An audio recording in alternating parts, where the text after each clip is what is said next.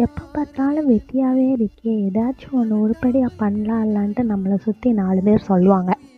அதுக்காக சரி நம்மளும் நம்ம ஏதாச்சும் பண்ணலாம் அப்படின்னு சொல்லிட்டு ஒரு முடிவு பண்ணி நம்மளும் அதுக்கு தேவையான திங்ஸ் வாங்குறதுக்கு நம்ம வீட்டில் பெர்மிஷன் கேட்போம்.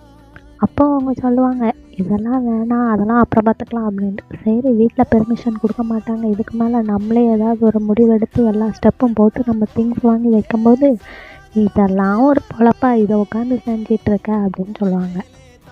இதெல்லாம் ஒரு பொழப்பா, இதை உட்காந்து செய்கிற, இது ஒரு வேலைன்னு காலங்கத்தாலே எந்திரிச்சு உட்காந்து செஞ்சிட்ருக்க, படித்தது ஒன்று பண்ணுறது ஒன்று, என்ன ஊசி பாசி விற்க ஆரம்பிச்சிட்டியா அப்படின்ட்டு நம்மளை சுற்றி கிண்டல் பண்ணுவாங்க. இதெல்லாம் லைட்டாக ஹர்ட் ஆனாலும் சரி பரவாயில்ல அப்படின்னு சொல்லிட்டு யோசிச்சுட்டு நம்ம வேலையை பார்த்துட்டு இருக்கும்போது வாட்ஸ்அப்பில் டிங்குன்னு ஒரு மெசேஜ் வரும். என்னன்னு பார்த்தா, அக்கா இந்த மாடலில் இந்த மாதிரி கஸ்டமைஸ் பண்ணி கொடுக்க முடியுமான்னு கேட்பாங்க பாருங்கள். அப்போ வரும் பாருங்க ஒரு பட்டர்ஃப்ளை. அதுக்கு முன்னால் அந்த ஹர்ட்டிங் ஃபீலிங் எல்லாம் மறைஞ்சு போயிடும்.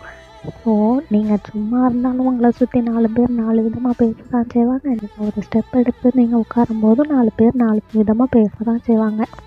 அதனால நீங்கள் என்ன பண்ணணுமோ அதை நீங்கள் பிளான் பண்ணுங்கள், ஸ்டார்ட் பண்ணுங்கள், சக்ஸஸ் பண்ணுங்கள்.